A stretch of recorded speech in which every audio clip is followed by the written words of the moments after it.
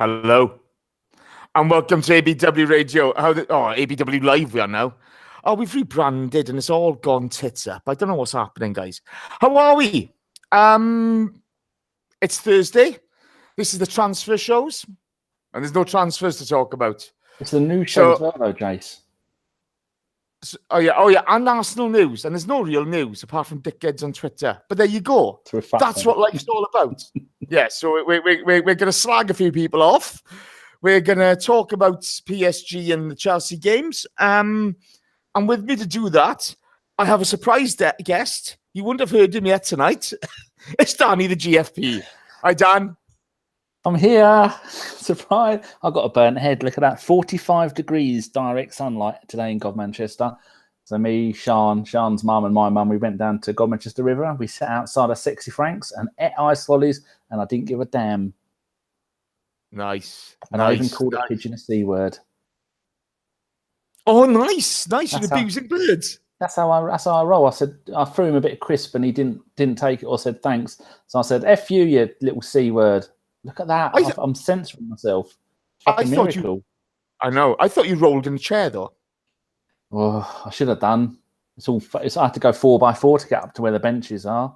Let's off-road. I tell you what.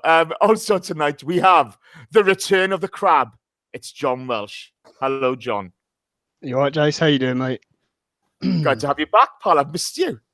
Yeah, it's been a while, hasn't it? I did a few little bits during the World Cup and stuff, but I mean, the break has been nice, but I just want the football season to start now. I'm just itching to get going.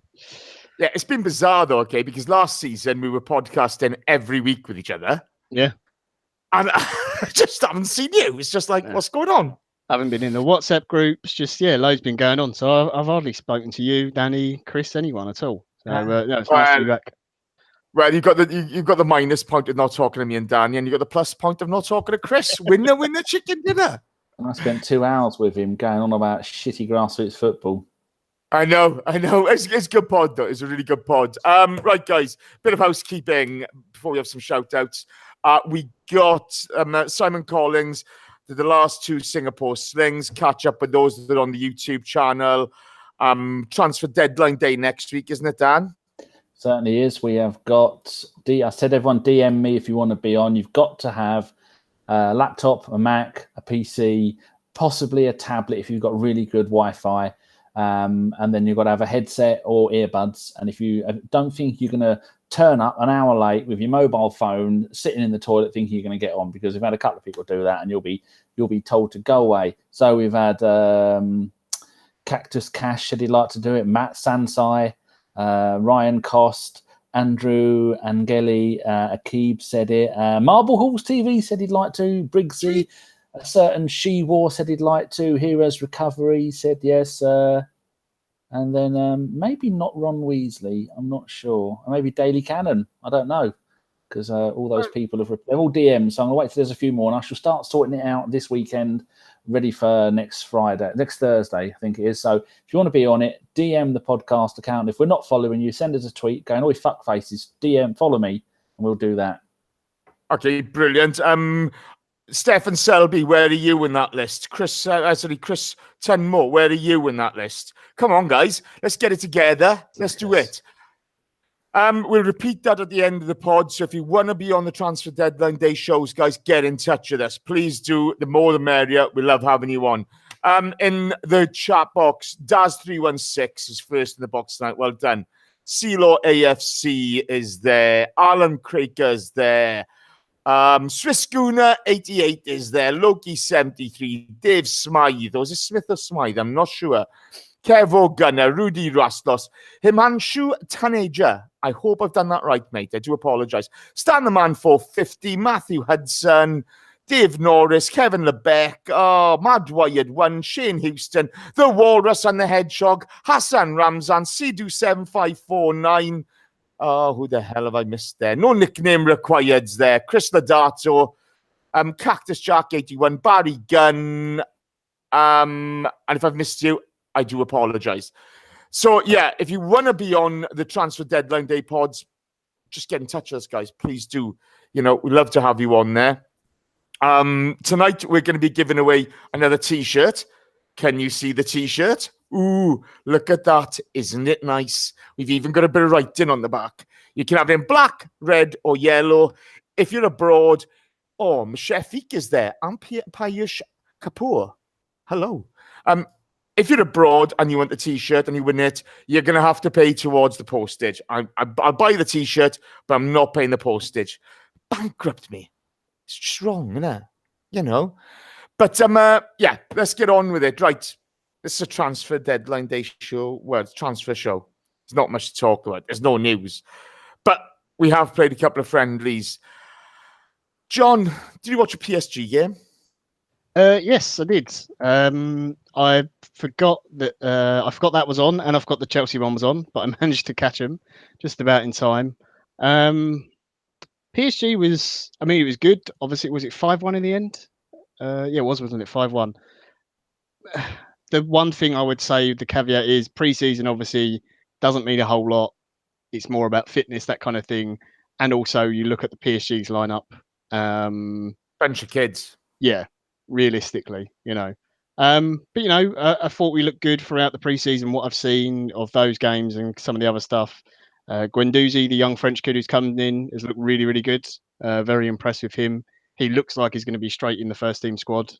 The way that Emery's been using him. We've been playing 4-3-3 a lot, not 4-2-3-1, as I thought it would be, and a lot of other people did as well, because that's kind of what Emery's always preferred. Ozil's been obviously only just come back, and he's played wide as well, so that's interesting. He's not playing him in the middle. Is that going to be a consistent thing? Socrates and Mustafi have been the two centre-back pairings for a couple of games. I guess they're the first choice at the moment. I don't know about that, pal. No clear indication of who's going to be number one for goalkeeper, which I think is actually a good thing. Like Czech looks, a little bit quicker off his line than he has done in last season. He got down a lot quicker, I think, in the games where he's played. Leno looked good as well when he played. So clear competition for that spot, which I think is great. Aubameyang and Lacazette scoring goals. Again, it's pre-season, so it's hard to read into it, but at least they're still scoring. They look like they're getting on really well.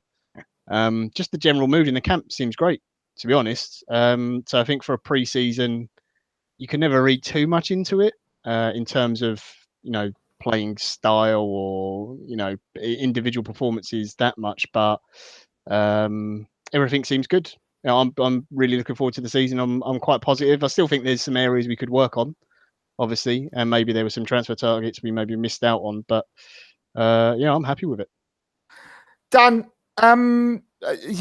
John's mentioned, the squad looks happy. There seems to be a really good team spirit there, etc. But we've had a really good team spirit for the last 4 or 5 years. Since the Snake RVP left, the team spirit's always been good. I've never known it not to be. It's just the quality of what we've done at the pitch at times. Just let ourselves down. What's your impression of how things have gone? Yes, it's pretty good. First of all, I haven't seen any of the games in any kind of detail because watching pre-season friendlies for me is much like making love to a beautiful woman.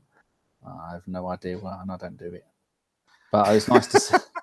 Unless you've seen the Fast Show, you won't have any idea why I just butchered. But I tried, didn't I? I'm very trying. Yeah. When you've got Buffon in goal and Lassana Diarra at the back, I'm surprised that we didn't get 10 or 15 goals. And I read a couple of reports, the tweets, that people said we could have got 10, or if it wasn't for Buffon and possibly Diarra, we could have got 10, 12 goals that game.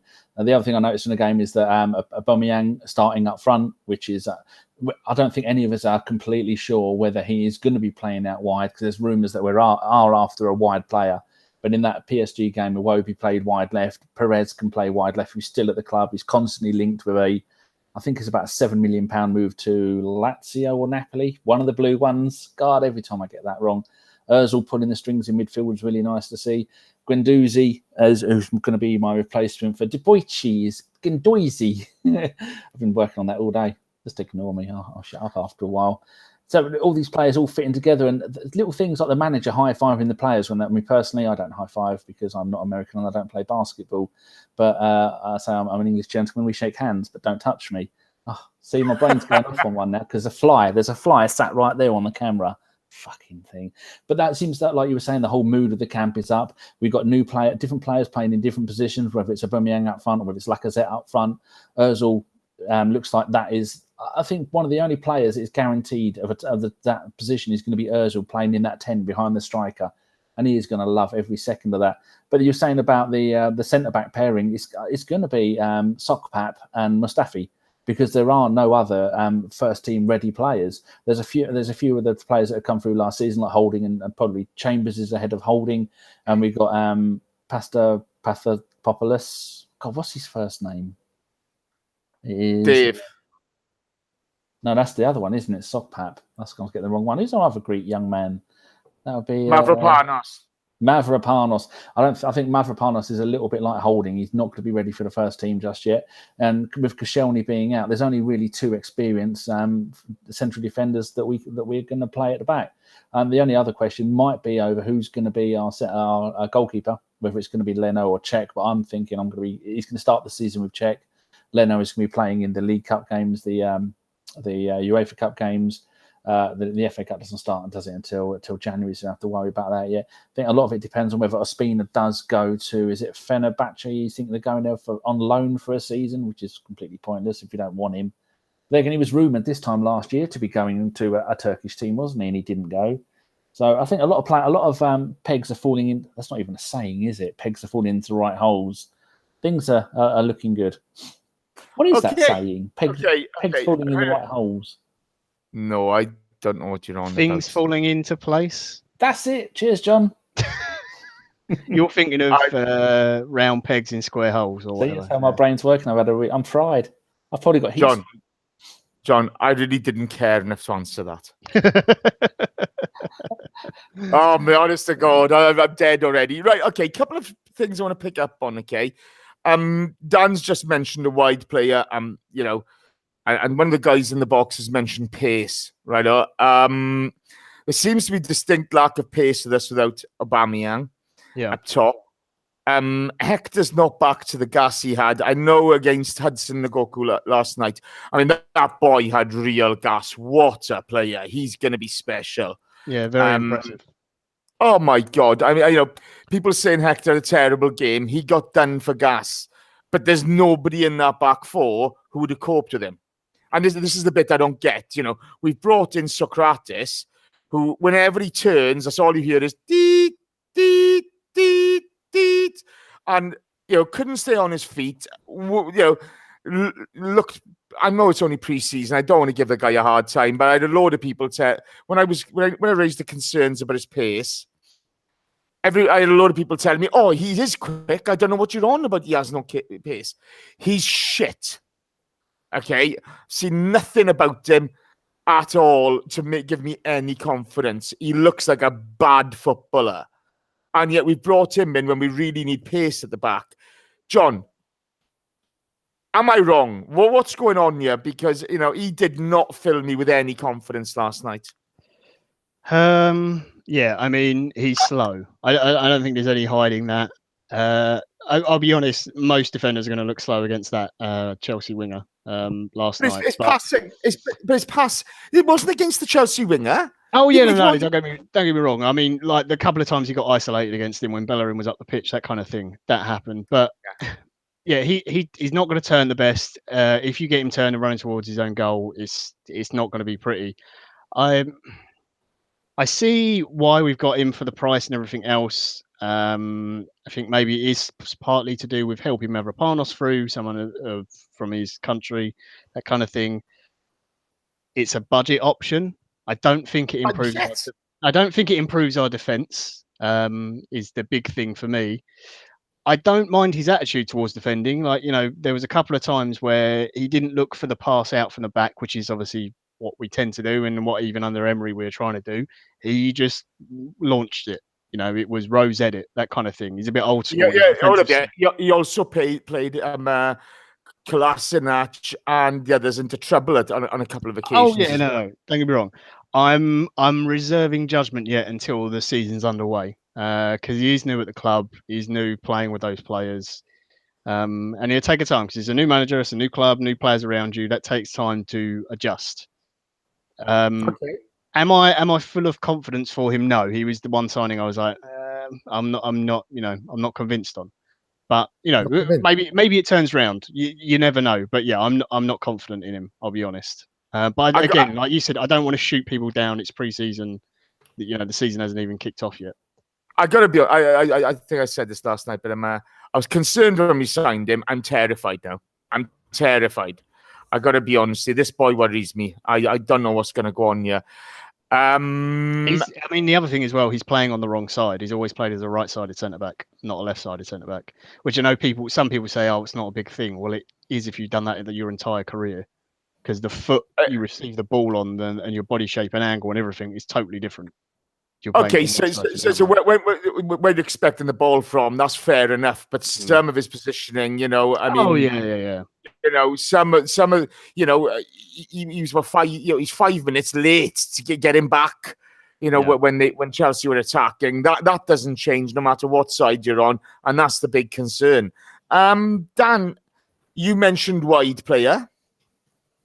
Okay, so up top, if we do play Aubameyang on the left, and whether we play 4-3-2-1, 4-2-3-1, sorry, or 4-3-3, looks like Ozil's going to be on the other flank.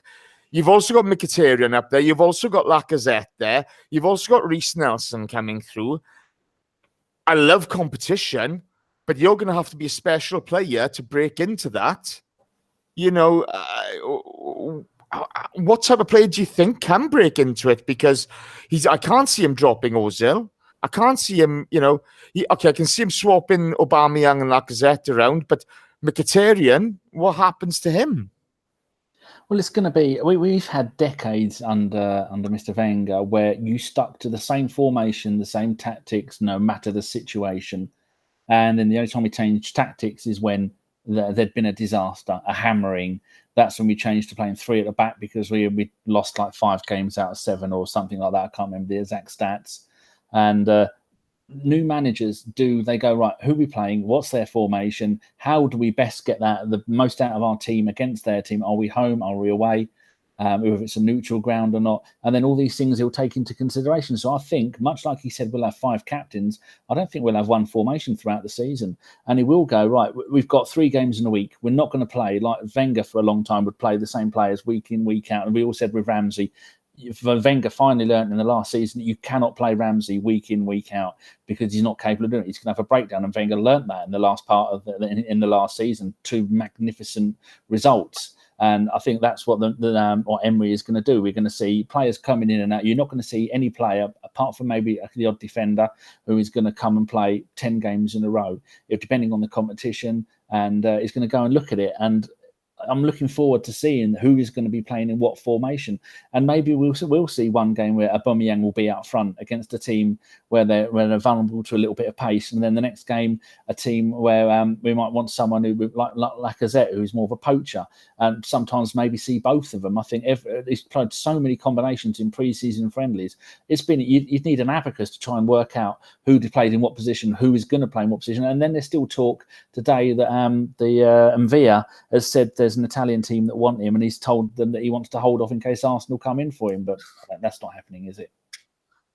But it's exciting. Jan Via. Yeah, it's exciting with the formation, and I think these people, like the websites like Transfer Market and WhoScored.com, good luck getting the formations right when you've got one player playing a half in one position, the next half he's going to go and play another position, the next game you're going to have Aubameyang playing out wide. Like you were saying, Ozil could well play on the right hand side. He plays on the left a lot for Real Madrid and was magnificent in a feeder league. And the next game Ozil may be playing in the 10 behind him. The next game he might play 3 in the middle. And he might want Ozil to play in the middle with as the creative one with a couple of defensive ones beside him. The possibilities are endless. It's like when I cook dinner, you never know what you're going to get. You may well get bananas and custards, or sometimes you might get jalapenos and baked beans. Either way, gobble it down. Oh, God. God help us. Okay, John, wide player. Talk to me. I mean, okay, yes, I'd love a really attacking wide player. The one thing I thought, I don't want to go in too much at some of the things from last night, but Guendouzi gave us real direction at times. He gave us drive forward. With Aubameyang and Mkhitaryan, with Ozil and Mkhitaryan, you don't get that drive. It's a bit more cultured. They lay off and look for space. We didn't kind of play Aubameyang in on a long ball over the top, whether that was down to Chelsea's tactical side of it. I'm not sure, because the camera angles last night weren't the greatest. Yeah. And neither was the commentary, by the way. Stan Collymore, and who's the dickhead? I give up. But a long list. Who's the dickhead? Yeah, I know. I think I'm on ESPN, so I can't remember who the commentary team was, but yeah, they weren't the best. Yeah. So I didn't get to see, are we able to play the long ball over the top to get him on his on his way, or what type of, if we were to be looking for a wide forward, what type of guy are we going for? Are we going for a young, hungry guy? Because I don't see us having the money to go for an established guy. All this talk about Dembele, I don't see it at all. Yeah. I also don't see that he's done enough to justify, he hasn't failed at Barcelona. It's only his first season. He's had a tough time. He's got attitude issues. I don't see him being an Arsenal player at all. But I don't see anybody out there who sticks his hand up and says to me, yeah, come and get me. Well, I mean, it's a big opportunity if you're Reece Nelson, because he's realistically, the only guy in that team who is attacking, quick, a natural dribbler of the ball. Like the closest we've got to that, I guess, is Iwobi, who, let's be honest, is not fans' favourite at the moment and hasn't really stepped up since he's got into the team, improved at all. If anything, he's gone a bit backwards. So it's a big plus for him if no one does come in. I agree. I can't see Dembele happening. What was he, like 100 and something 30, million? 130 million.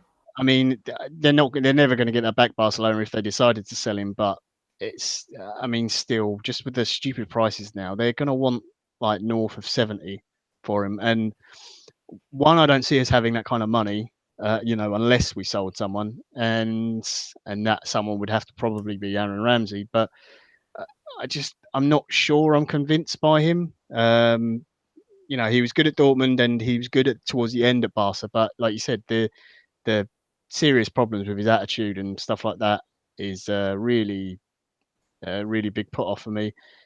If we could find another young guy, then maybe. You've also got to think, Welbeck is in contention for one of those wide spots. Yeah. Not a personal favourite of a lot of fans either. Hasn't got the great technical ability, but he has got pace. He's very quick, Welbeck, and he will run a defence ragged if you give him the chance. He's not a dribbler, which is the big difference. He's not an out-and-out winger. So, I don't know. Unless I don't see anyone else coming in, and I definitely don't see someone coming in for that spot unless at least Welbeck goes and maybe someone else. There's still some players that have got to leave the squad, but it is definitely a gap, because when you look at our midfield, like I think central midfield, we're fairly covered. Torreira, Guendouzi's come in, look really impressive already. Xhaka, El Neni, Maitland-Niles obviously in the first team squad as well. Ozil can play in the middle if you need him. But those wide, actual, real attacking players we haven't got, because Mkhitaryan wants to come inside most of the time. Let's be honest. Ozil wants to come inside, doesn't really want to play wide. I think that also presents an issue when you're defending, because if you are playing 4-3-3, whoever those two wide guys are, they're supposed to be dropping back and helping the fullback. And I think you saw that a little bit last night. Bellerin didn't have the best of games, partly down to the fact that the Chelsea youngster, that winger, was fantastic and had a cracking game, and he was actually a good winger in the fact that he went outside and inside multiple times. He didn't do the same thing every time, like you do see a lot of the sort of hyped up wingers do. But Bellerin got no cover, whether it was Mkhitaryan in front of him or Ozil, and that switched during the game, so he didn't get any help at all, which is I didn't see such a point in that out a lot, did I? Yeah. That's a big issue, because if we end up playing 4-3 a lot, which I think we will, just because the make of our team kind of suits that, when we are without the ball and our fullbacks are basically providing all our width, when we get attacked, whoever's in front of them has got to come back and drop in. And I don't see enough of that in the players that will be playing there, in the likes of Mkhitaryan, Ozil, Iwobi. Welbeck is the one who would do it.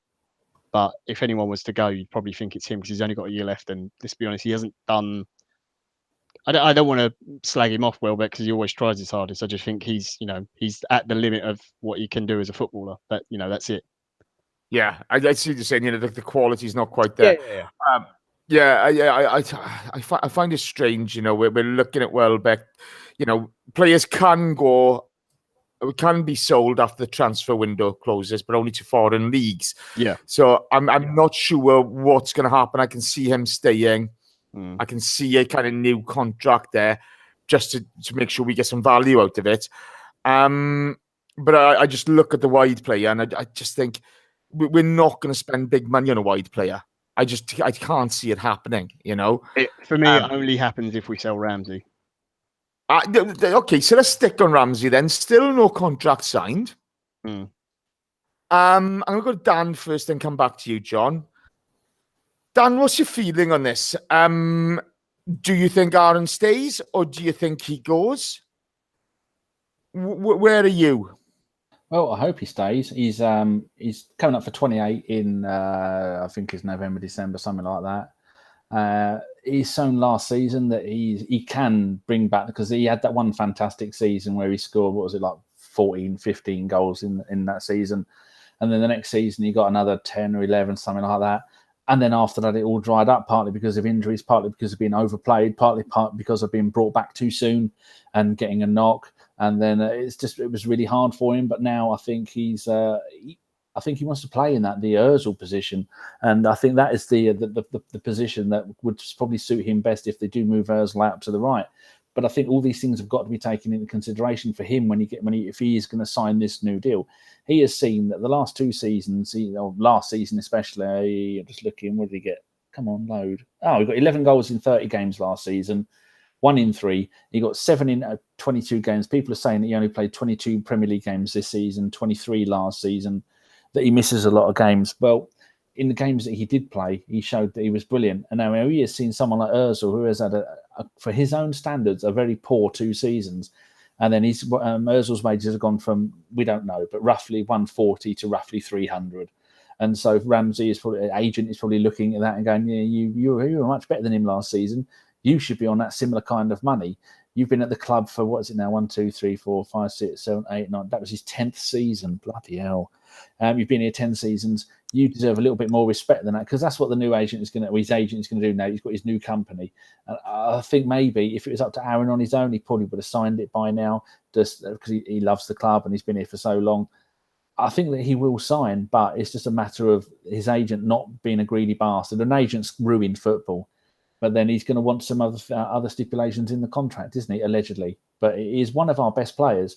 And like you said so many times, Jace, all these morons that go, if he ain't going to sign, fuck him off out of the club. Okay, let him go on a free. And then to replace him, 70 million pound player. Where are we going to get that from? Wouldn't it be better to give him the contract he wants, give him a 5-year contract, and then that contract is going to, I don't even know how much he wants. So say if it's 200 grand a week, what's 200 grand a week times 52? It's a lot of money.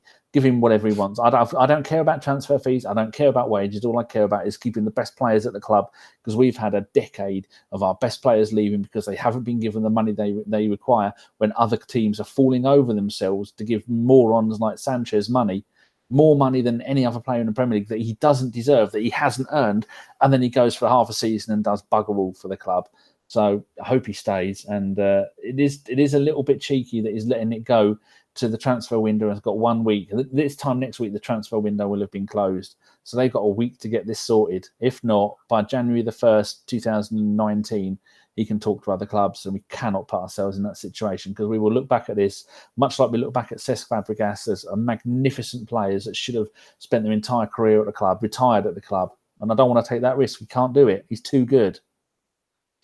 Yeah, John, Danny talks about the money side of it there.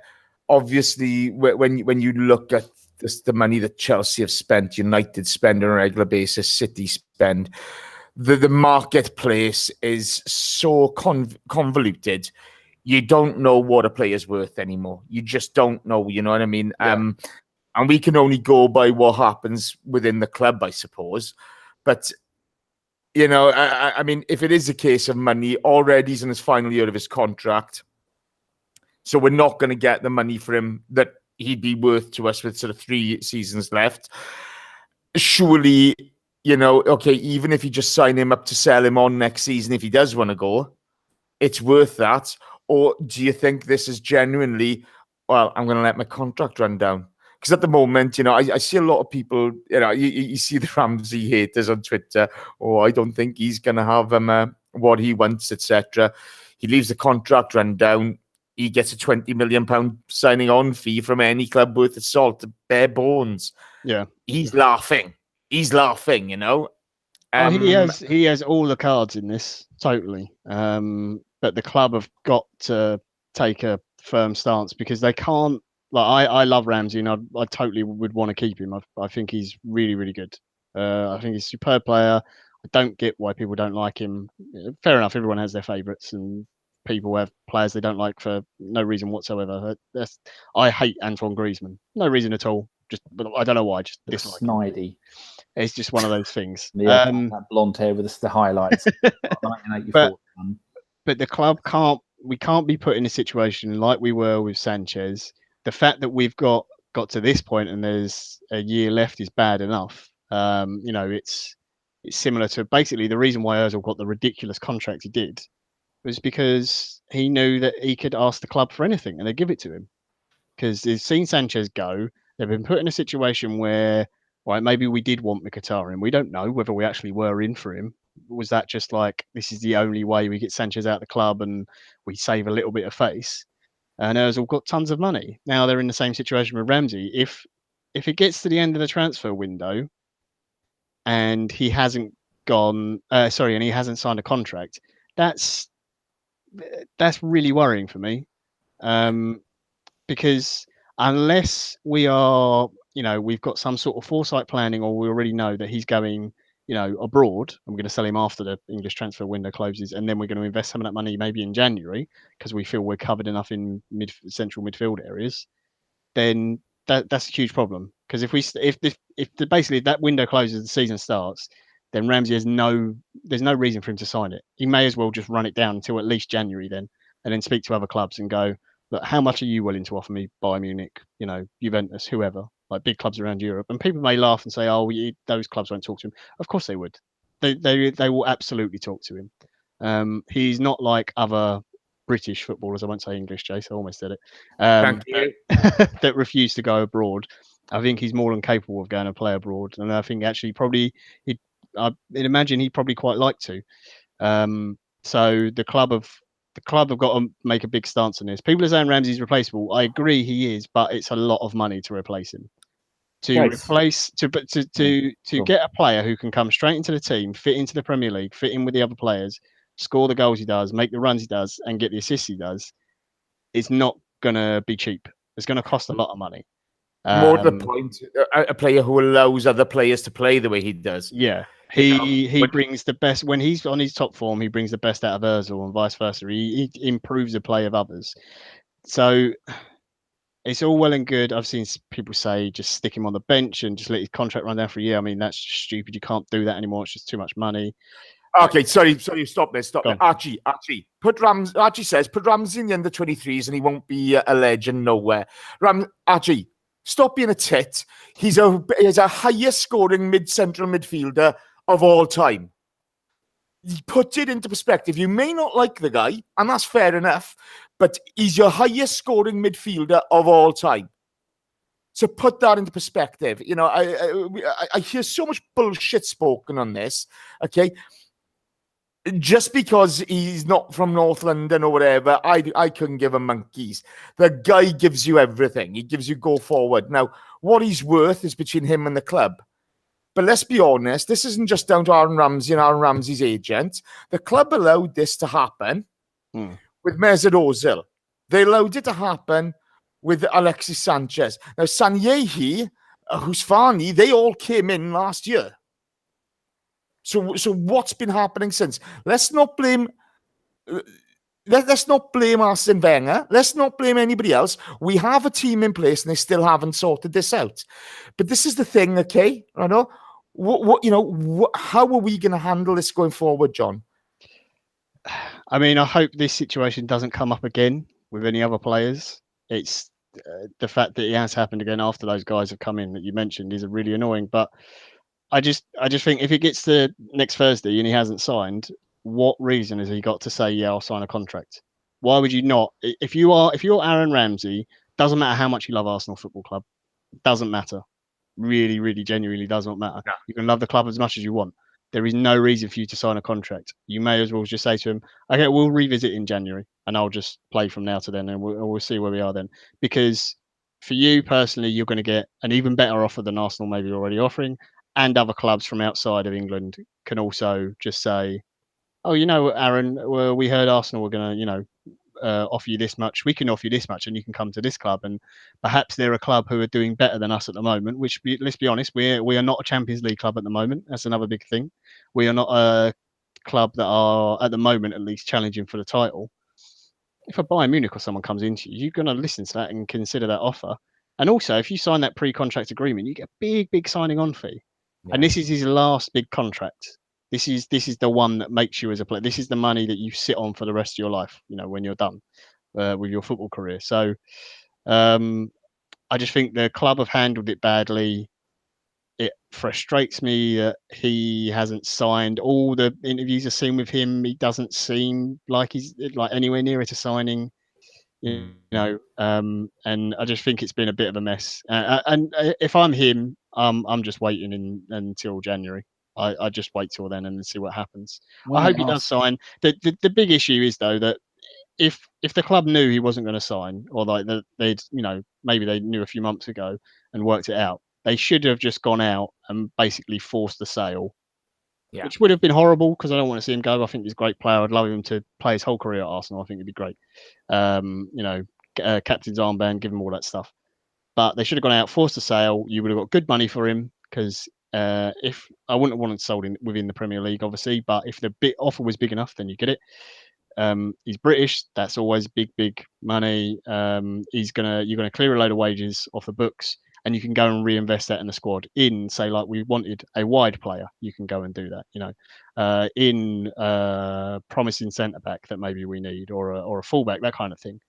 There we go. We've got our friend Mr. OG. I think he's waiting to see how it goes with Emery. Yeah, that's another big thing as well. I think people. Yeah, it's a brand new manager. It could well be, but I think the big thing as well is nobody's bigger than the club. Viking absolutely agree, and they have to make a decision sooner or later. But they haven't done anything. The club haven't done anything, and that's what's kind of annoying me. Now, I look at it like this. I've seen us play without Aaron Ramsey, and we are awful, in attack without him. But the problem I got with it is, who do you think we're going to bring in such a short space of time to replace that if you just sell him straight away, even now? Yeah. I just see the whole situation as being mismanaged again. And, it's the same old story. It doesn't matter who the guys are at the top of the tree. We've gone back to sort of that similar type of this indecisiveness. I'm happy for us to sell Aaron Ramsey. Don't get me wrong. Aaron Ramsey will be fine. As much as I love him as a Welshman, etc., he'll be fine. It doesn't matter. But the big thing I find is, when he was out injured last season, do you remember all those losses around Christmas time? Me and you were doing the podcast on New Year's Eve.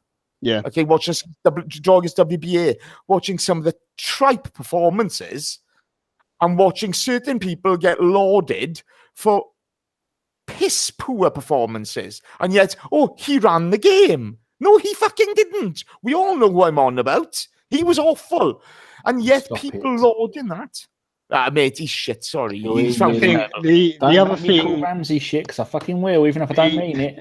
Before we get into that argument again, which is we're not going back there. We're not going back there. But what I'm trying to say is the difference with this without him and with him. Right? Okay. So if you're going to sell him, fine, sell him.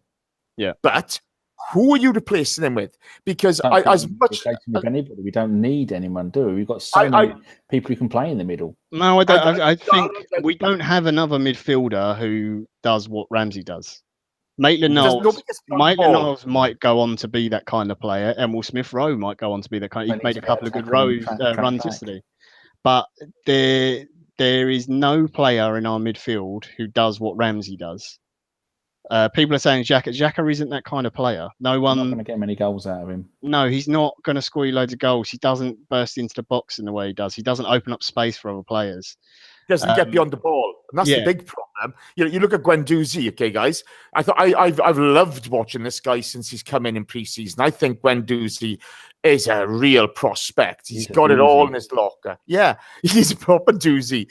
But you're looking at this kid and you're thinking it's going to take him time to adjust. He could go on to become a real player, a proper player with us, but it's going to take him time. Now, how do we handle this situation at the moment? Because Ozil doesn't get beyond the ball, Mkhitaryan doesn't get beyond the ball. I wouldn't like to see either of those two drop deeper in midfield. They can't do the tackling that Ramsey does. No, exactly. So, I mean, Dan, I'm just going to nip out for a second. You and John carry on with this, but what do the club do now to sort this out? I mean, the possible option, reasons why he wouldn't have signed it in the first place that we all know. First of all, the getting the transfers done. We all know under Wenger, because Jason's gone, and I can say thank God Wenger's gone. But under Wenger, things wouldn't get done until the transfer deadline. Everything would take forever. We've got all of the transfers that we need. We've done superb strengthening all the way through the squad. People probably don't or may not realise we've bought 4 really useful young players that have come into the squad, including Guendouzi. So that's one excuse he hasn't got. We signed the manager, got the new manager organised and in place plenty of time before the pre-season started. That's another excuse, like you said, John, that maybe he wants to see how things are going to work with the manager. But I often think that when they say to Ramsey, are you staying at the club? It looks like a bloke who's farted in a room, who knows who farted, and he's going, I don't know. That's the look at it, and you want to go, fuck off, Aaron. Come on, you know what's fucking going on. Don't let that wanky bloody agent of yours ruin your reputation and the love everybody has for you at the club. Because there's not a single person who has a bad word to say about Ramsey and all the shit he's been through and all the shit he's come back through.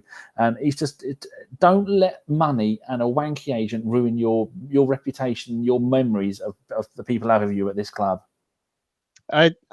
It's the only thing that's frustrated me this summer. Like normally every transfer window with Arsenal is just miserable, and this one's been like complete breath of fresh air. It's amazing. Like we got players early, we actually signed players for key areas we really needed. It was great. But yeah, the Ramsey thing is frustrating. I think the one thing is if you did sell him, it would perhaps make getting Ozil in the team in his favoured position a bit easier. Because then Ozil can naturally just play at 10. Whether that's what Emery wants to do, I don't know. Maybe he does want to just play him wide all the time. So I don't know. That's the only thing that's difficult this season. But yeah, like OG said, I hope he signs. If he doesn't, then yeah, I think you should just sell him. You move on, wish him well, and and try and get someone in, to replace him. We've had a couple of questions, Danny, about. There's a few people. Thunder Road has just brought up actually a good thing about AC Milan. I assume he means AC Milan because he just put Milan. And I am assuming he's talking about a certain Ivan Gazidis possibly leaving. What do you make of all this talk about him going and leaving as CEO and whatever? I mean, do you care in the first place? Well, all I care about Mr. Gazidis is that he was brought into Arsenal to bleach the club of the woodworm that was Wenger, and he's done that. So now he can do it. Oh, Jesus Christ! Here we go. He's got rid of it. He had his finger in every fucking little pie. The program seller, the tea lady, had his fucking 2 sugars in that, not 1. Oh, you want to be holding that program at a slight angle? He's done his job. He can go. Dan, I'd like to point out, first of all, it was Wenger who bought Gazidis to the club. It was nobody else. It was Wenger who bought him to the club. Stupid fault then, or he'd have still been there. Also, I saw somebody tweet last night. I see, and it was the pure attention-seeking tweet. Oh, give me retweets. And I'm sorry, I wouldn't normally bring up a tweet, but this wank stain deserves it, okay? And it kind of went along the way of, I can't believe there are people out there saying that they want Wenger to come back to the club, blah, blah, blah, become manager again. Nobody said that. And then he went on to say, Wenger nearly ran this club into the ground. I think I saw that tweet. I favorited it. Yeah, you did. That's how I saw it. Yes. We're the fifth or sixth biggest football club in the planet. He did a terrible job for us, didn't he? You fucking pathetic wankstein. Go back and crawl back in the hole you like. You don't have to love Arsene Wenger. You don't have to do anything, but don't try to rewrite history. We've moved on from Arsene Wenger and we're still in exactly the same place we were. You know what I mean? It's ridiculous. But what does Gazidis do, Dan? Is he going to stay? Is he going to go? Well, when John asked that question, the first thing I said, I don't know and I don't care. So the second part of it was just to annoy you. So I win on both counts. But you win. Hats off to you. But John, I mean, if his job is to go to AC Milan, put the right structures in place to sell them on to make a big profit, and he's going to get a share of that profit margin. As much as I'm no fan of Gazidis, you couldn't blame him for going, could you? No, I mean, he may be one of those guys who just likes projects. It's quite normal for CEOs. Come in, they do their project, they get it in place. He's set all the structures there. Let's be honest, Gazidis' job is basically what Sanllehi did at Barcelona, minus maybe some of the commercial side of things. I'm guessing Barca probably have a big commercial team already in place. But Sanllehi basically ran the club, essentially. So he's put all that stuff there. So I don't see why, unless he's wedded to Arsenal and really wants to be there for the rest of his career, which isn't a normal trend for many CEOs. I don't see it. So yeah, if he goes to Milan, fair enough. He's done a really good job. He's brought some amazing guys in. You look at the fitness guys he's brought in, like some of the best in the world. Yeah. The transfer team, the contracts and everything. So yeah, he's done a really good job, and if he goes to Milan, then I'd say good luck, but I'm an Inter fan, so no good luck to you. To be honest, like, exactly the same as players. Once he leaves the club, fuck him. But to be fair, I mean, I don't get this side of it. He's a project guy. He's been with us 9 years. He's been with us 9 years. That's not a project guy to me. I see the MSL job as a project. The Arsenal job I see slightly differently. But if there's the money that you kind of think of on offer from this, I mean, I've got no idea what the money is, and I'd be surprised if anyone ever found out what the money is if he takes the job as well, because Milan are now owned by Elliott hedge fund. Yeah, but don't they have to? Don't they? I mean, I know all the players, their wages are published in Italy. But does that apply to the higher echelons of the club? I've got no idea, and I wouldn't believe everything that's printed in an Italian paper. But yeah, let's be fair. Yeah. I don't want to besmirch my beloved league that I care about so much, but yeah, there's definitely some fudging of numbers at times. Just put it that way. Yeah. Let's be honest. There's a lot of that goes on. Dan, who's further on to that thing? Do we need him at Arsenal anymore? Has he done the job? I don't know what his job was, but has he done it? Do we need him? Look, I think he's been steady in what he's done. I don't think he's been sensational. I think he's done what many other sports CEOs have done. He's guided us competently. The appointment of Burgess, the fitness team, etc., has been very good. Maitland-Niles, I'm not sold on yet. I look at this transfer window and I know we're financially restricted, but I think there's a couple of really good signings there, and I think there's one horrendous one there.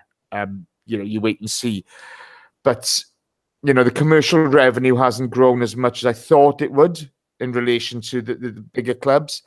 But then again, we haven't been winning Premier Leagues, have we? So you're kind of tied up on that. He's not a disaster. He's not a saviour. He's just a competent CEO. And I think there are many others out there like that. But it's down to us to win games. Yeah, the big issue, because this is obviously all off the pitch stuff, but it does affect the club and how we're performing on the pitch, is if he does leave, who comes in to replace him is the thing. And that board has got a lot of very, very old people on it, and some people who know nothing at all about football. Yeah, but the board will have nothing to do with it, mate. The board will have nothing to do with that. That will be a pure Cronk decision. Yeah, but I'm sure he listens to certain people on that board, though.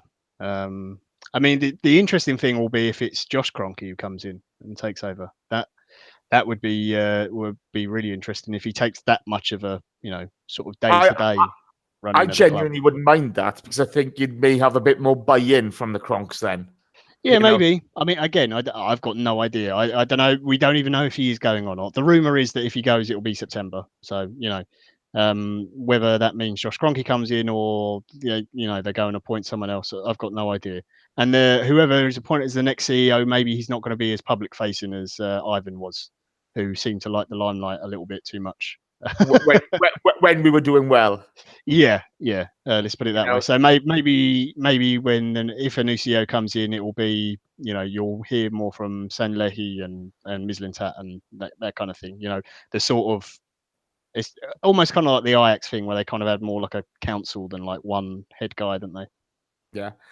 Okay. Enough of sort of CEOs. Let's talk the manager. Dan, to you, then to John. What kind of, it's early days. You can't judge him yet. You need to give this guy a season. But the one thing I kind of liked is, we started off against PSG. We were a little bit under the cosh at times. Then we dominated them. Against Chelsea, we started off and they were all over us. They really were all over us. But he seemed to change it tactically by switching Ozil and Mkhitaryan, and he seemed to guide us into sort of getting on top, gaining more possession, and then dominating Chelsea. Are you happy about the way he's started his tenure off? It's obviously you don't want to slag him down yet, but do you think, this could be exciting times?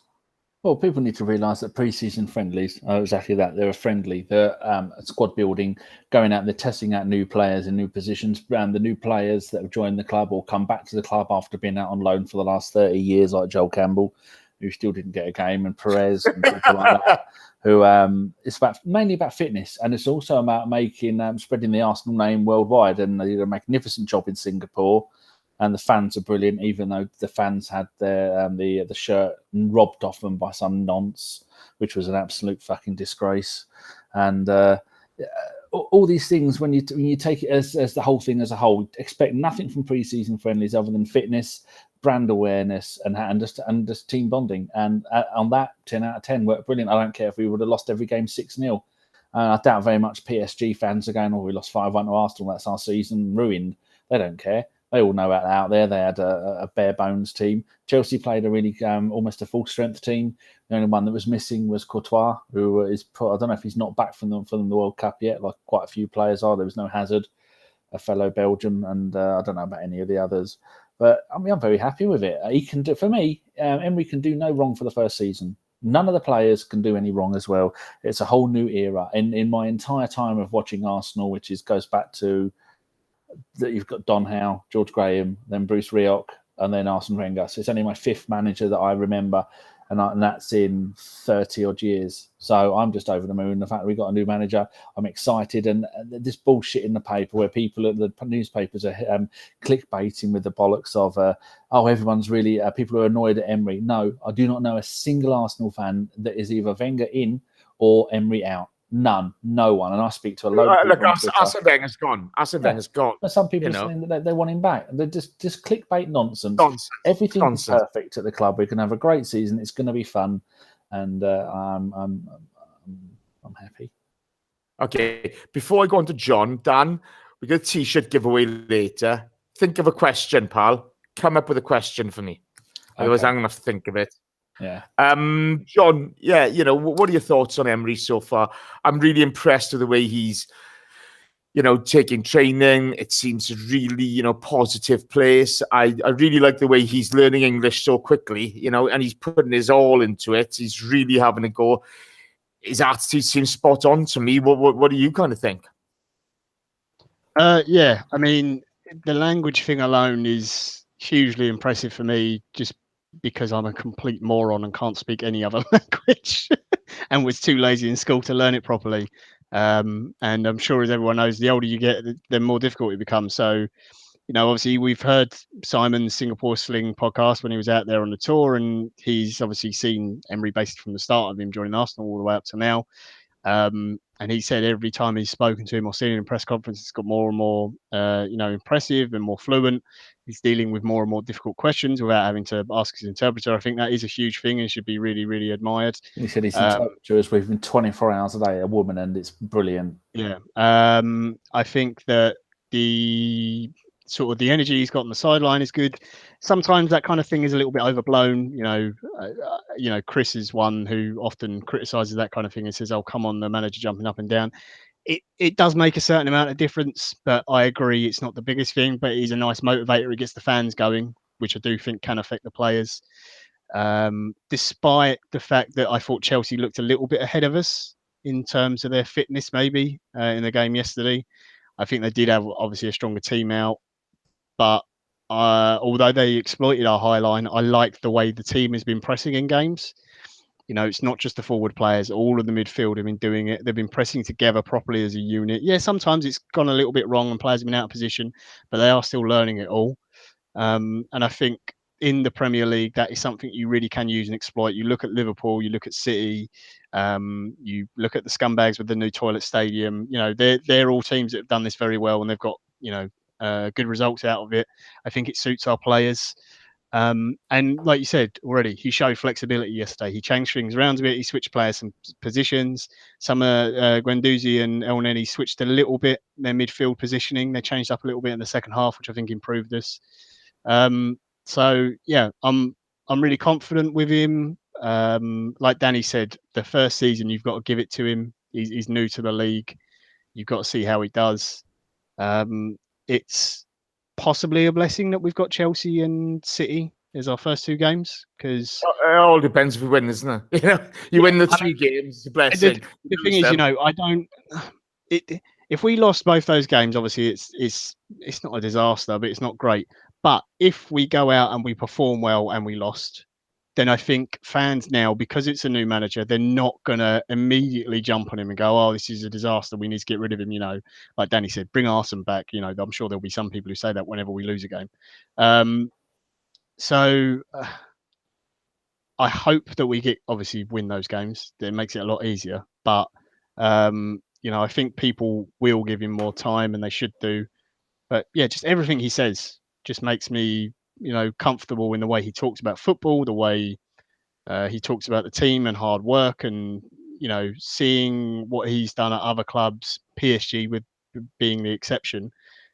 They've all worked really hard, and he's got people out of teams that don't do what he asks, with the exception of Neymar, obviously, who obviously you can't kick out PSG because the owners love him.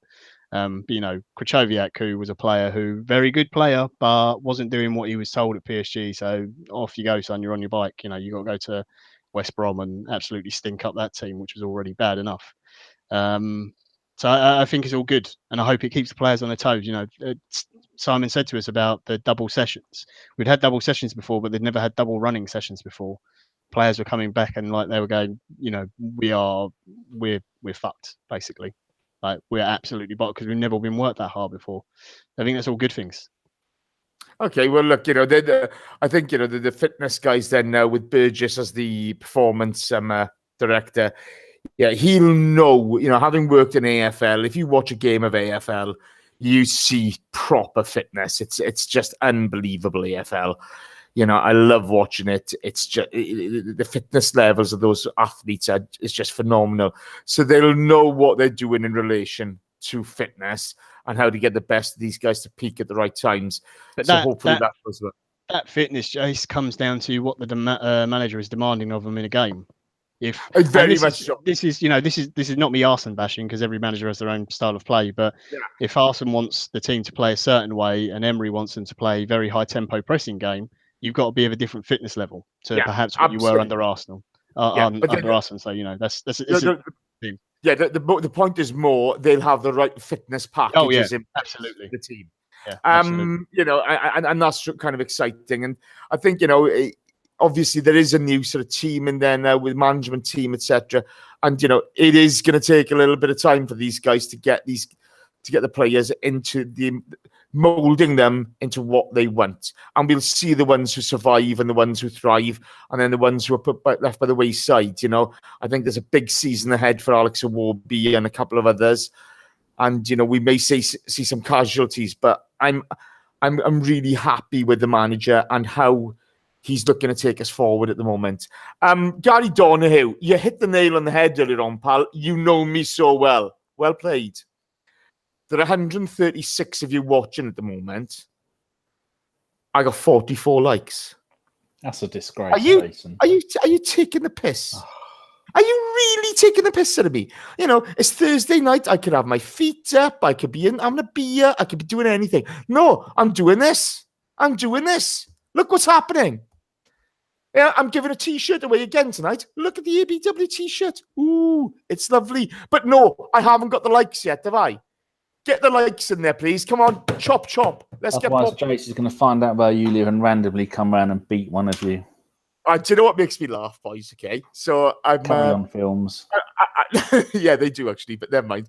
I'm quite chuffed with these T-shirts. You know what I mean? I kind of like them. So we're gonna, you know, when we got the one, there's one on its way to Nicky Wilson. He might have had it by now. That went out in the post this week. Did you have to get that one made extra large? Because I hear he's a bit of a pie fiend.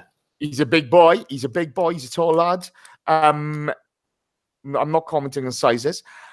But I'm quite chuffed to them. And I look on Facebook earlier on, and a mate of mine does Ironman triathlons, and he raises money for the local hospitals around Swansea way.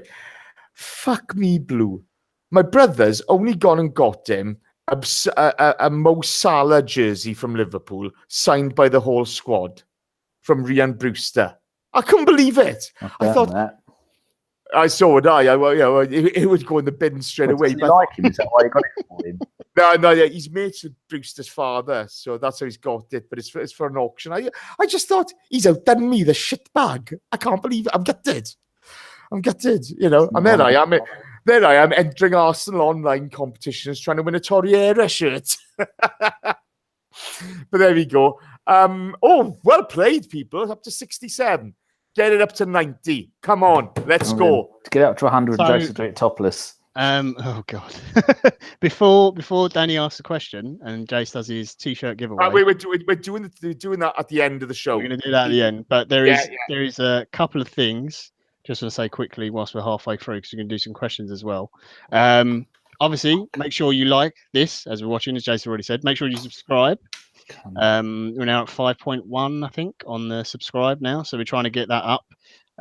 Make sure you hit the bell icon so you get notified whenever we go live. Because if you don't do that, then you have to follow us on Twitter and follow our Twitter account at the AFC Podcast, which also helps.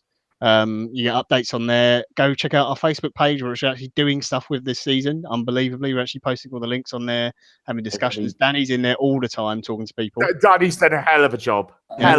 For that, because we lost the password to the original account years ago, it's go to Facebook, and it's facebook.com/the AFC Podcast. Yeah, so the AFC Podcast, and you'll find us there. So go join in the discussion there. It's not just us. There's other Arsenal fans all from all over the world, all talking in there. So it's good. It's a nice place to talk to other Gooners, see, conversations about transfers, tactics, players, all that kind of thing. All good fun in there. If you got good, we like our Ornstein memes. Post a couple of them in there, some Spurs ones, whatever.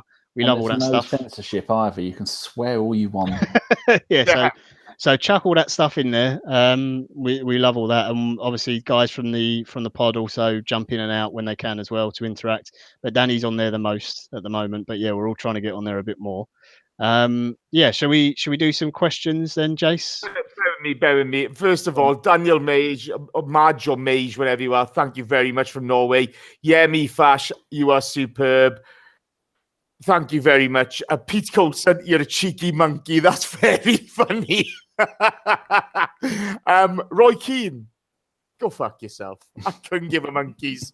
You can dislike us as much as you want, but I appreciate the fact you put a smiley face at the end. Well played. One other thing before we go forward. One player from either of you. I'll go first in this, but I've really loved watching Guendouzi. I think he's got a lot in his locker. I really like his attitude. I really like his drive, his go forward. Who else has impressed you in pre-season? I'll start with you, John, and then on to Dan. Ooh, I mean, Guendouzi's been the standout just because I didn't know anything about him. And he was so young, and he was on League 2 last year. He was playing in, so this is an impressive step up. Although again, pre-season, I do probably Aubameyang. I know it's an easy one just because he's got the goals, but it's just his attitude. He's always smiling, he's laughing. Just the way him and Lacazette hang out together. I just absolutely love him. And a couple of times he's just absolutely torn past defences and players. And I can't wait to see. I really hope that he's going to absolutely tear it up this season, because he's hitting the ground running now. He's not coming from January, so fingers crossed. He'll be banging in 25 plus goals at least this season. Can't wait for it. Okay, Dan. I'm going to go for, apart from Guendouzi, because he's brilliant, I'm going to go for Lacazette. After the disappointment of seeing the bittersweet disappointment of seeing your national team win the World Cup, when you know as a player you are more than good enough to be a part of that squad, and you were left out because the manager doesn't like you. The manager doesn't like a lot of the players, so there's so many that were left out.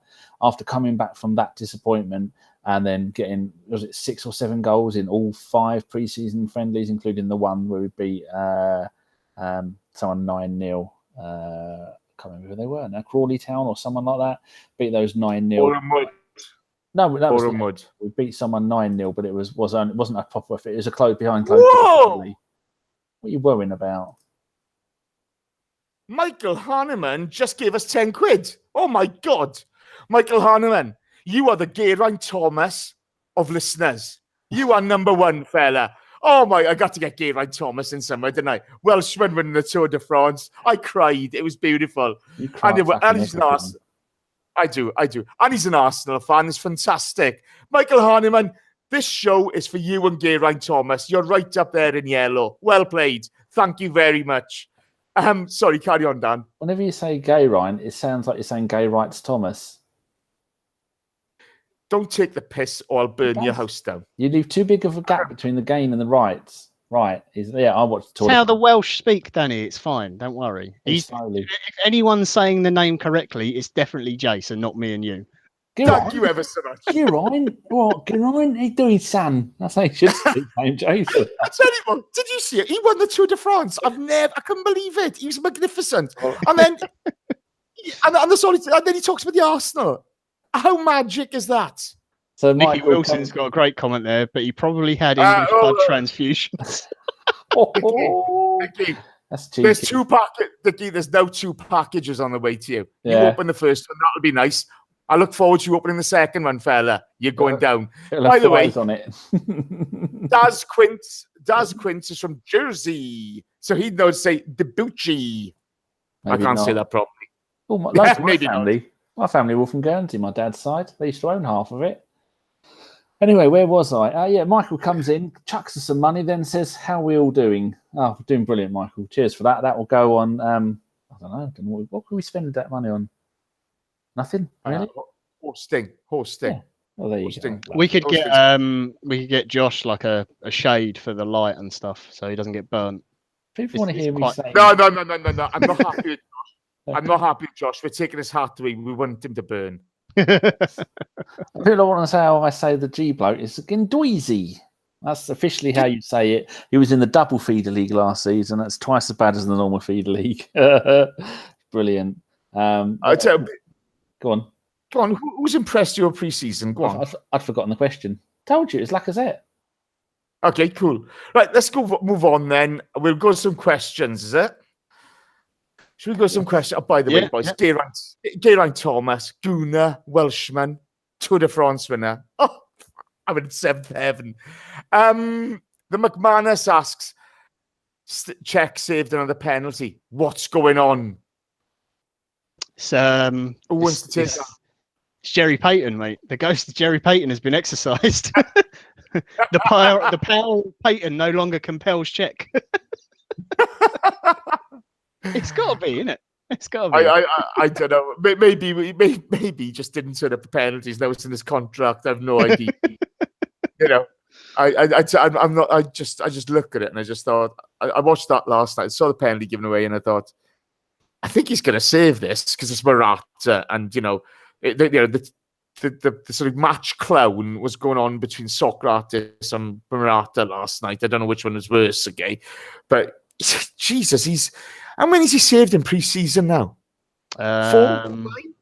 It's quite a few. Yeah, Michael Heinemann, who made the lovely donation, just said that 10's as much for Czech as anything else for saving those penalties. Okay, let's move on. Danny, Hassan Ramzan asks, who will start, Czech or Leno? Czech. Definitely. You're not going to bring in a new goalkeeper who has struggled at times for his old club. Was it your club, John? Borussia Mönchengladbach? No. He was Bayer Leverkusen. Yeah. Yes. Yes. You're not going to get a new goalkeeper to come in. What's he, about 24, 25, something like that? You're not going to come in and kick Czech out straight away. If Czech would have left, then maybe. But Czech isn't leaving. Czech is staying with us, and probably for the best. And hopefully he'll stay as some kind of goalkeeping coach. But yeah, start the season. You ain't going to get many games, Leno, unless it's in the cup game or the UEFA Cup. John, your opinion? I think for now it's Czech. But I don't think it's like a definite, who's going to be number one throughout the whole season. It will definitely go back and forth. So I think it's nice to have the option as well, to be honest. I got to be honest. Go on. After having Dave the Bins there, I'm over the moon to have Leno there. I agree with you. I think he'll start, but I think it's going to be a proper shootout for goalkeeper, and whoever's keeping clean sheets or performing well will get the position. I'll stick with you, John, because you mentioned this last season. No nickname required asks. Also, what the hell is going on with Nelson's contract? Now, I thought he'd signed a new contract. Tell me more. As far as I know, it's still not signed. I really don't know what's happening. There's been some weird things in the paper lately, not just about Nelson, but young English players in general. So I should say the papers here in England, about young English players getting frustrated and going abroad to play as if it's a bad thing, which is, it's not all journalists, it's certain ones who, you shouldn't be reading in the first place. But you've seen Jordan Sancho go to Dortmund, do really well. You saw Willock's brother obviously left us and went to Benfica. And I think Reiss Nelson is he's not like positioning himself, but he wants to know what sort of role he's going to have this season in the team, how much he's realistically going to play. Is he going to go out on loan? Is he staying at the club? That kind of thing. And deciding whether it's worth staying at Arsenal. So, I think it really comes down to he wants minutes now. He wants game time. And it's like I said earlier, that we do not have a real attacking winger. So for him, I hope for us he stays, and I hope he takes the advantage of the fact that the squad is missing that type of player and really exploits that and gets himself as much time as possible. Also, the fact that, we've still got the Europa League this season. And like last season, he had to play that ridiculous sort of wing back role, which is not his position at all. You would think that this time round he'll more likely to start, and he will actually play in the position where he wants to. So I hope he stays, but again, it's down to the club to. It's not a money thing. It's convince me I'm going to get minutes, that kind of thing. I think another thing to be said, and that would be, it's down to Nelson to earn his spot as well. Even for these young guys, you look at AMN, the guy, Mr. Horizontal, the guy who frustrates the hell out of me, but always impresses the hell out of me. He's gone out there and he's earned the right to play in that team last season. Yeah. I think he'll have a go this season as well. Okay, I'll answer the next one. Peter Coulson asks, if we don't achieve fourth or a Champions League spot this season, will it be game over for Senior Emery? No, I don't think so. I think if he finishes any lower than sixth, he may have an issue. But, that would be really harsh. I think, the squad is sixth at worst, right? So, we'd have to have a real meltdown to finish lower than that. But, it all depends on performances. And to be fair, I'm just feeling. I always feel positive. Or am I kidding? But I just look at it and I just think I think he could do something surprising this season. But I don't think fourth is the kind of is the waterline on it. I think it would be lower than sixth. So anything seventh or lower, and he could face issues. But we're not that kind of club either, are we? So it's going to be interesting to see how it plays out.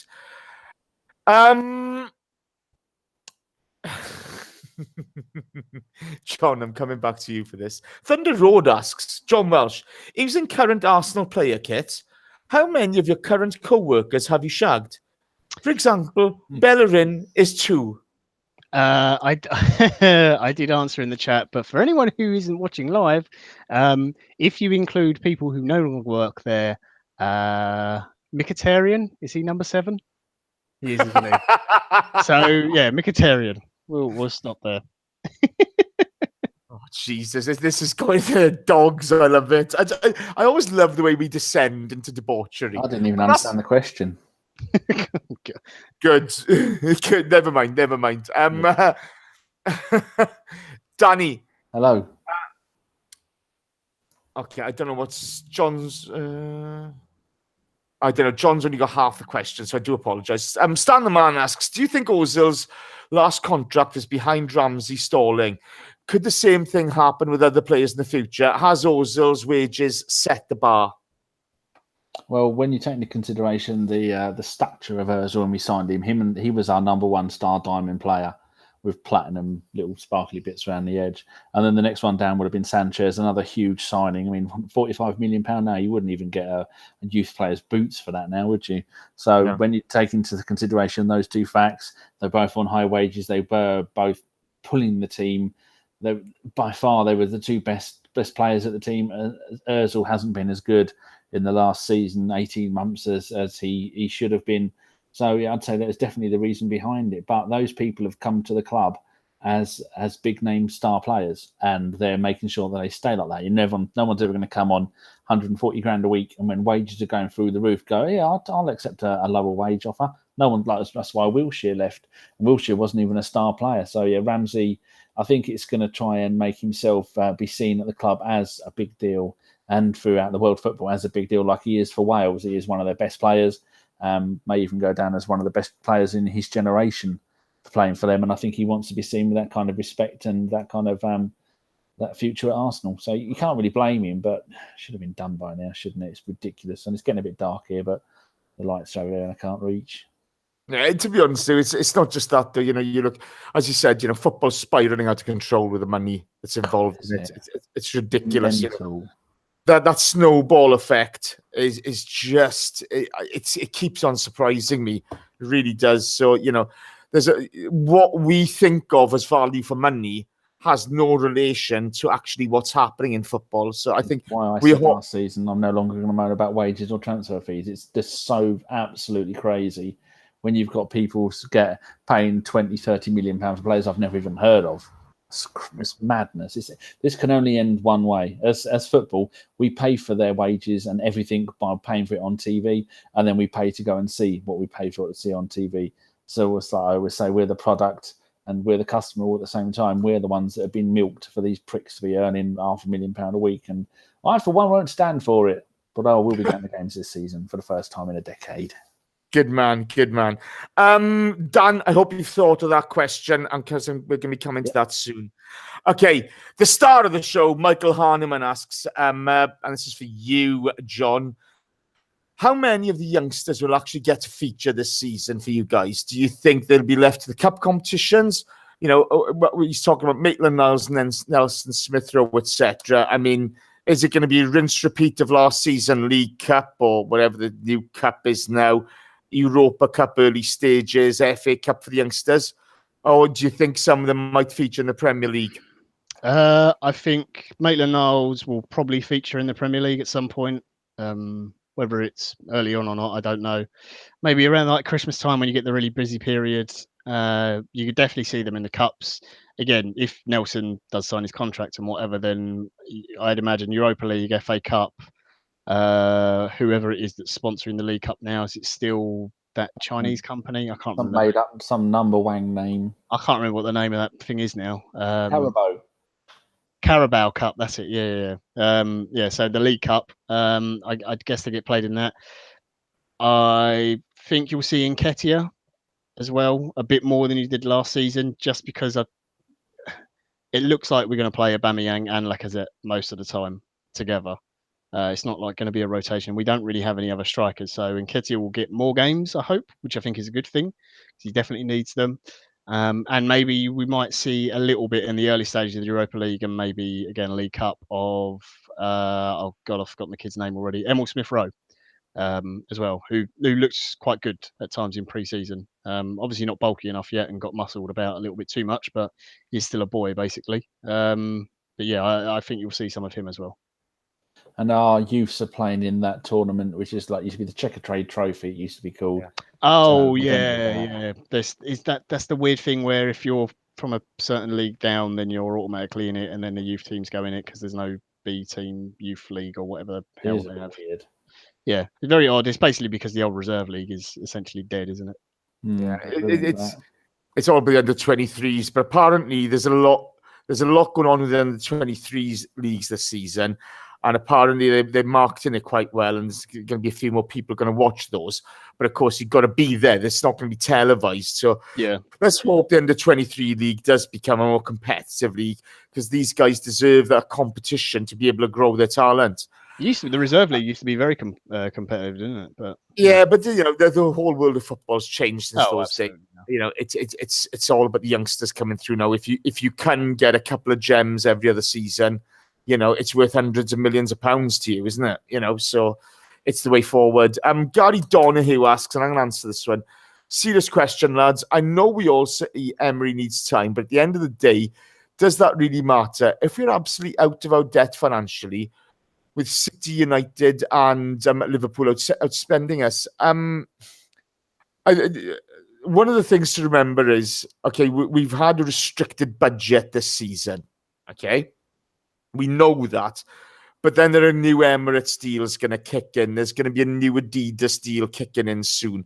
There is going to be an increase in the money available to us, and these are going to be big deals. If you look at market value of what some of the other guys have had, the Adidas football kit deal is going to be sort of 60 to 70 million quid a season. So that is going to increase our spending powers. A lot of the trouble we're facing at the moment has been on the wages side of it. Well, that's going to increase our ability to spend on wages by quite a significant amount. So I think we have to keep this in place. You have to keep positive on it. And, if Liverpool don't win a Premier League and they continue to not win trophies, they're going to find themselves in some serious trouble. I know, the Suarez and Coutinho deals have helped them out a lot in the past, but they've spent an awful lot of money. That soon dries up. You've got to stick in it. We're run well. We will have money to spend. So we've got to keep that in perspective. I never like hoisting the white flag and giving up. You've got to be positive, and we've got to go to compete. And I think, as much as I say, yes, we need to give Emery time, he's still got a very good squad. The only thing he's really lacking is pace at the back and up top. You only got Aubameyang. I'm not sure really how quick Nelson is, but I don't think he's lightning. A couple of pacey players in this squad could make the whole difference. And okay, do you want some breaking news, Jace? Yeah, go. Straight from Instagram. Go on. So Aubameyang's dad, and this is Aubameyang's dad, his account. He's just put a picture up. They're obviously celebrating. I don't know what it is, but there's Aubameyang's dad. There's Aubameyang's there. Lacazette's there. Guendouzi, Mkhitaryan, and there's one other guy there who doesn't play for Arsenal. Dembele, yeah. So of course all the comments are, oh, he's coming to Arsenal. So there you go. You've got it. Aubameyang's dad's just broken the news. Dembele's clearly signing for Arsenal. Okay, I'm not sure what to say to that, but that's not say anything. Right, guys, it's competition time. Who wants a Bergkamp Wonderland t-shirt? Who wants one? Go and stick your hand up if you want one. Stick your hand up. I'd like mine. I'm doing yours on this slot. Sean loves hers. She sleeps in it every night. She's not washed it in 2 weeks. Superb. I love that. Right. The rules are this, okay? We're going to ask you a question. All right, guys? First person to put in the chat box the correct answer wins the T-shirt, okay? If you're from abroad, I will check out how much it is to post to you. If it's cheap, I'll pay for it. If it's not, you may have to contribute. But let's wait and see, is it? But, right, stop putting everything in the chat box, guys. Get ready for this, okay? Danny, have you got the question? Jason, I can confirm I have the question. Well done, Daniel. Oh, it's all exciting. Oh. I feel like I'm a game show host. A little What's bit of wheeze going just come out. Oh. Daniel. Jason. Go for it. Right, Nicky Wilson isn't allowed to enter this, obviously, because he's won. Now, the rules for this, I'm stipulating the correct full name spelling, including spacing, no capitalisation. We don't need that, but it's got to be the full name as you would find on Wikipedia. What club did Aaron Ramsey join on loan to get his fitness? The first one after he had his injury. Tick tock. Do. Well, they're 7 seconds behind, aren't they? Oh, even I don't know that. Jesus, I'm trying to. It's one of two. I know the two clubs he's been to. Joined two, so it's the first one he joined. I think I know, and I think Chris Gunter was there as well. No, Corey's wrong. Oh, Cactus Jack 81, sir. Oh! Correct spelling, correct pronunciation, correct capitalisation, and I think that is the one who's just sent us a message on Twitter saying that I think it was Cactus Cash, said he's bought himself a new laptop just so he could come on. Cactus Jack, you are superb. You want to win this, son. Well done. Congratulations. And the correct answers: CeeLo AFC, That Fly Pigeon, Neil Vergela, Michael Hahnemann. Oh, I tell you what, okay. I love this. You're all brilliant. If you are listening on iTunes, if you join us live, you could win a T-shirt. Don't get me wrong. It's not the greatest thing ever, but it's nice. Is Cactus Jack Cactus Cash? Because it's too weird that there'd be two people following us that are called Cactus. So are you the same person? I don't know. He says yes, that's him. Good. DM us your address, and then I'll get Jason to post it to you in about 2 years. Yeah. Right, Cactus Jack, I need from you, what colour do you want? Do you have a choice of red, black, or yellow? And I need your size, and I need your address, mate. And I'll message you back, and we'll get that sorted. To everybody who's taken part in that, I love you all. You're just fantastic. But I've only got. Jason asks for any half semi-naked pictures. Don't send them, because those ones Nikki sent, they're all over the internet now. That's all I got to say, guys. Is I've only got 82 likes. Come on, let's go. Let's have some likes. No, honestly, we talk about this quite a lot. But when I first spoke to Danny, and then I came on the podcast, and then we joined the show, I've met some brilliant people, and it's just a fantastic thing to do. And I'm lucky enough to, this chat box is just magnificent. So, you're just superb, all of you, whether you're listening on iTunes, whether you're in, especially you guys in the chat box. There's a load of regulars in there who I've got an absolute lot of love for. You're just brilliant. So let's begin to wrap this up, then, is it, guys? Season starts soon, guys. I'm excited about the new manager. I'm terrified of Socrates. And if you're a Socrates fan, sorry, but I just am. I'm worried about our lack of pace, but I still think we'll do well. John, where are you with it all?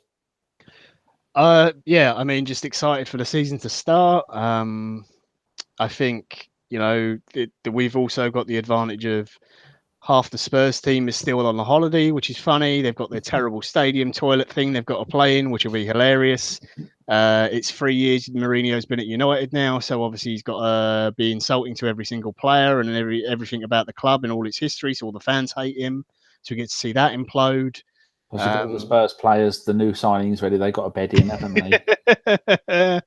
We get to see Aubameyang and Lacazette have a full season together, which I think is going to be great. Stop it. That's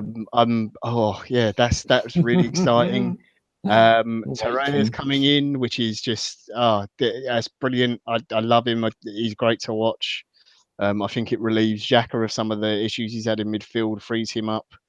We get to see a fully fit Mkhitaryan as well with a full pre-season. Just the whole team having a full pre-season together is just a rarity at Arsenal. I'm really excited, and just from a Premier League perspective, like seeing Wolves and stuff like that back in the Premier League, seeing Fulham back as well, just all really big positives for me. So yeah, I'm really looking forward to the season. Is he on mute? Is he talking? I don't know. Go, Dan, go on.